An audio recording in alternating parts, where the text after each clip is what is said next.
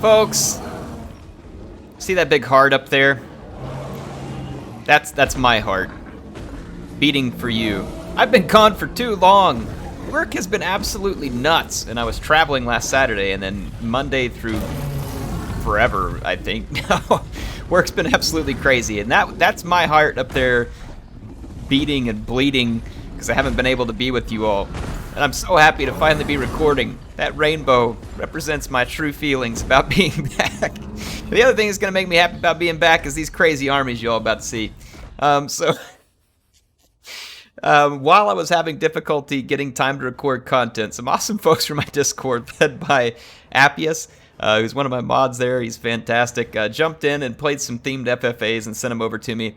All this was while I was trying to get the Empire Total Warhammer campaign recorded, which I've done now, and you should go check that out. It's really fun. In any case, we're going to have another themed FFA. This time it's going to be Nakai the Wanderer and his Jurassic Park theme up against Wurzag, Dancing Green Prophet, and his Savage Orc theme. And then we're going to have Archon and his Ghouls and Ghost themed army. So Archon with nothing but ethereal and crypt ghoul type units. So a vampiric Archon. And then we have High Elf Batman on the battlefield with Eltharion and his Mistwalker themed army. I think it's all Mistwalker units.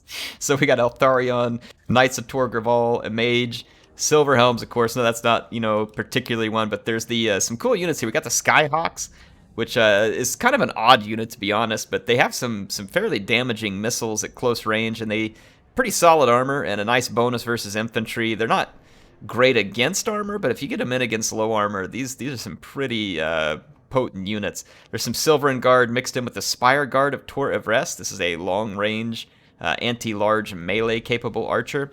And then we also have the Sentinels of Estaril here, which have a shield breaker type arrow, I believe. Yeah, so you can see here it takes down the missile parry of anything that it's hitting, as well as armor-piercing missiles. Then we have some Faith Bearers of Athel Tamarha.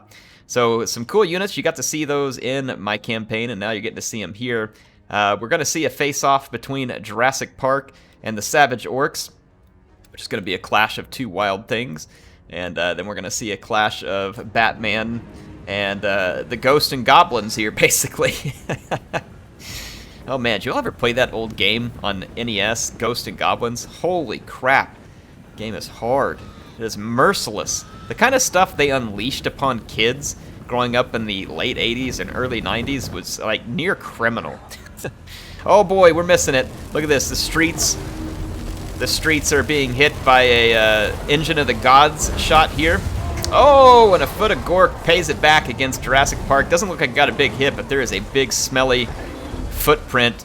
And we got a dino doing some tail slapping.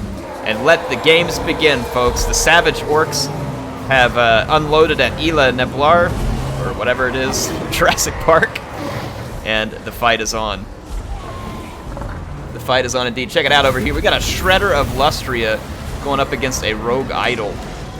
Can you ask for better action? I don't think you can. So the fight between the Savage Orcs and Jurassic Park is well underway, and at the same time, Eltharion has engaged the Ghost. Let's check out the Sentinels of Estaril. Or, the Skyhawks.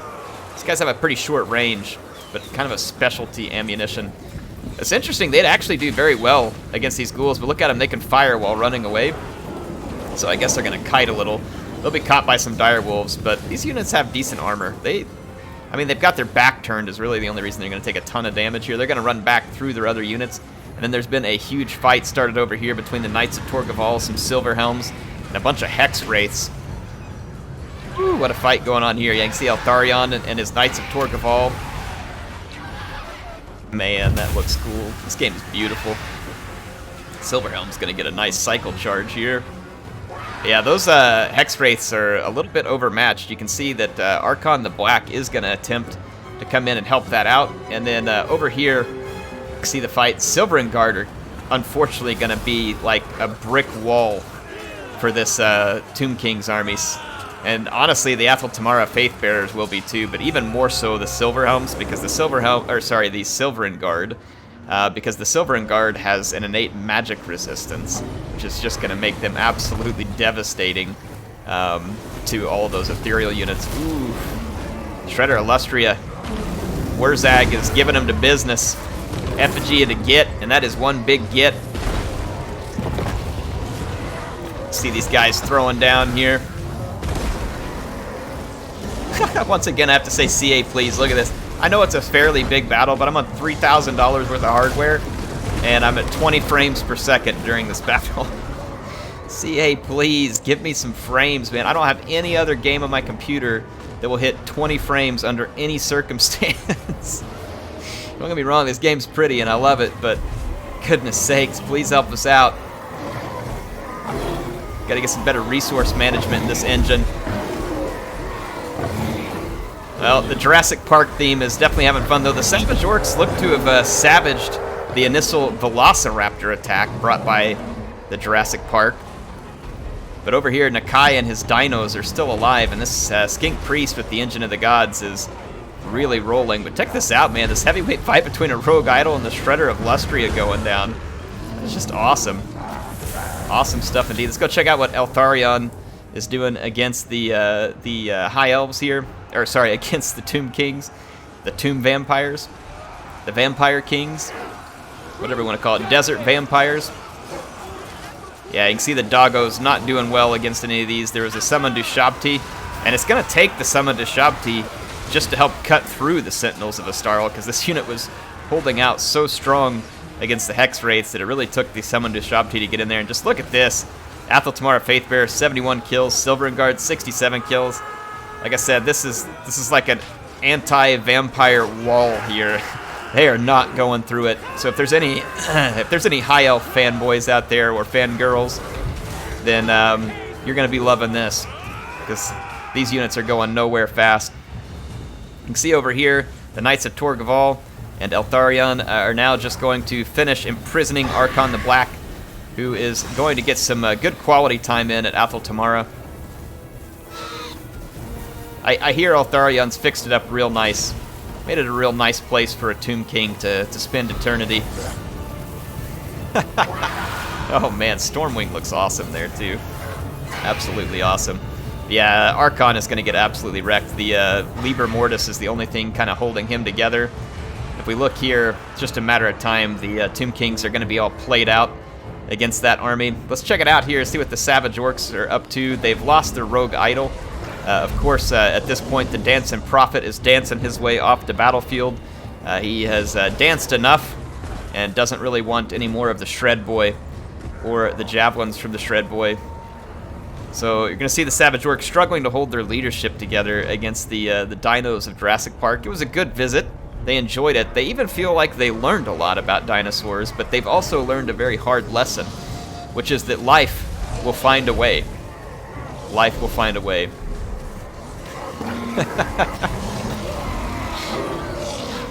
Clever girl. Alright, here we go. So, Savage Orcs enjoying their visit. It kind of even looks like Jurassic Park around here, you know? It's like all picturesque. I would play the Jurassic Park theme, but no doubt we would be sued into oblivion by John Williams. It's a pretty sweet matchup. I love these themed FFAs. They're funny because you get a matchup of all kinds of units that you would just never see. And that's one of the things I love about these more social games is, yeah, they're kind of goofy, and people do some goofy stuff, and they're not perfect, but that's kind of what makes them funny sometimes, just seeing the odd matchups and how they end up playing up against each other. And then it's just kind of fun to think of a cool theme. I'm sure, no doubt, over time people could really think of some fun ones. Like an all-gun Empire, for instance. Hey, I'm just throwing that one out there.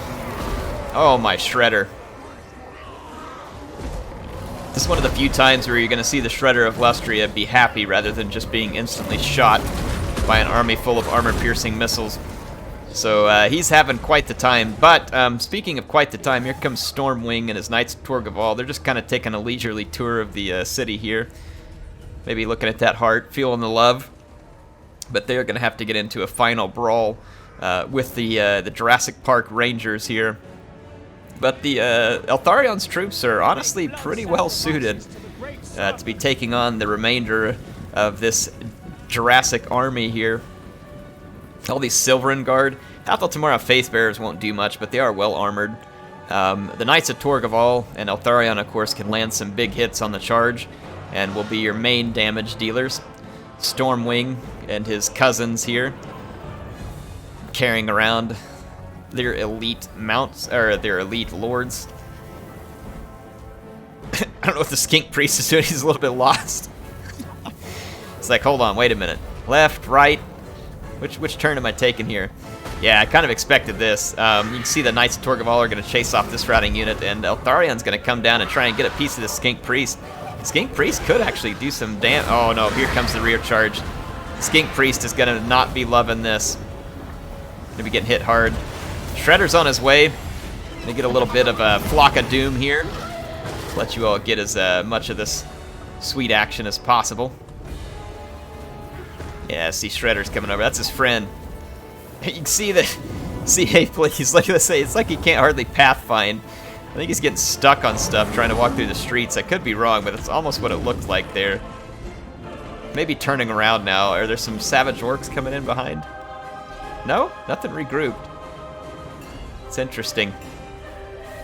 Not sure what these units... It looks like maybe they're falling back. Maybe they want to lure the High Elves into more of a choke point, like in one of these streets or something. They can do better. Let's fast forward.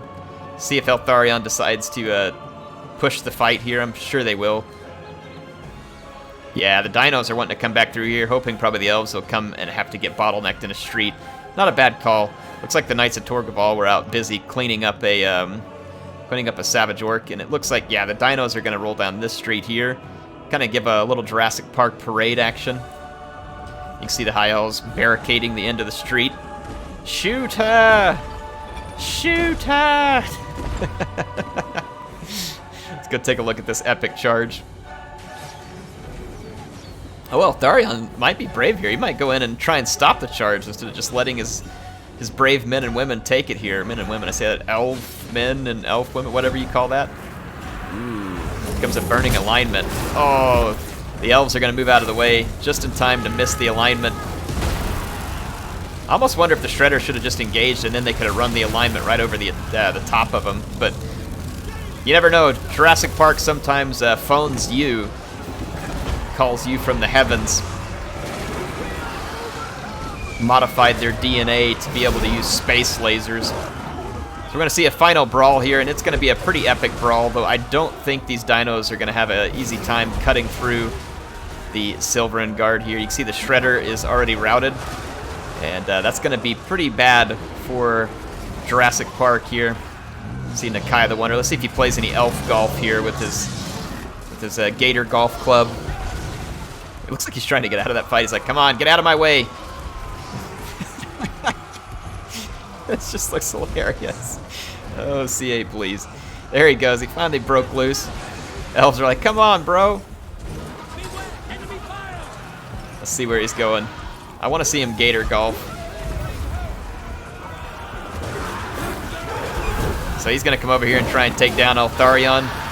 See the Skink Priest fighting. Let's kind of see how the hit point situation's going. Yeah. Skink Priest is about to die. Got a lot of kills, though. Pretty good for the Croxagore Ancient. Oh, I was saying it was Nakai. My bad. It's just a Croxagore Ancient. Whatever. He probably still likes Nakai.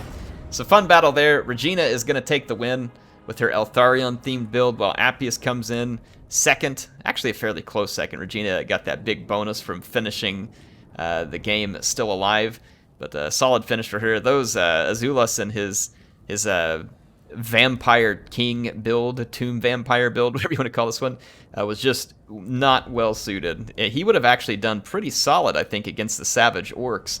But coming up against Regina's build is a nightmare for him. Honestly, any of these factions here, you know what, though? The Savage Orcs may have had the best chance, but not a great one, to be honest. Not a great one. So it's just kind of fun. Like I said, when you pick these things just to see how they play out. Look at this Skink Priest, man, pulling some weight for the Jurassic Park Rangers of Jarl. And then we've got Regina's elf craziness here, which she brings this to every battle in some form or another. We love Regina's elf armies. Man, that really was a nice Mistwalker themed army there.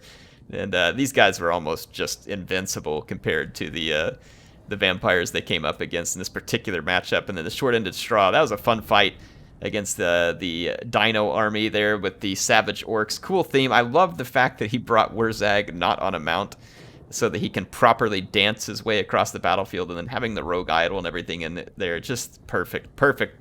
Thank you, Short-Ended Straw, Zulus, Jarl, Regina. Thanks for sending this over. Hope y'all enjoyed it. I'm back. I'm not going to lie. Things are still going to be busy. I'm going to do everything I can, though, to get content back to a normal basis for you all. Work is crazy, but, you know, that's always been one of the things that I love about YouTube. It's always been a getaway for me. A couple of years ago, when my work was really bad in terms of stress and other stuff like that, too, obviously my family time was first and foremost, but outside of that, recording for me was like such a critical getaway from everyday life. And I appreciate all of you being here all these years, and for those who are new too. I love making this content. I feel like that it's kind of a ripoff for you in some ways because you have to listen to me, but I feel like I get such a great thing out of it. I have an awesome community. I get to be a part of the Discord for this community. I get to make videos for y'all. It really is great. So thank you for the opportunity.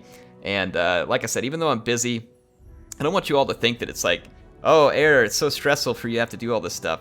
Making videos really isn't stressful.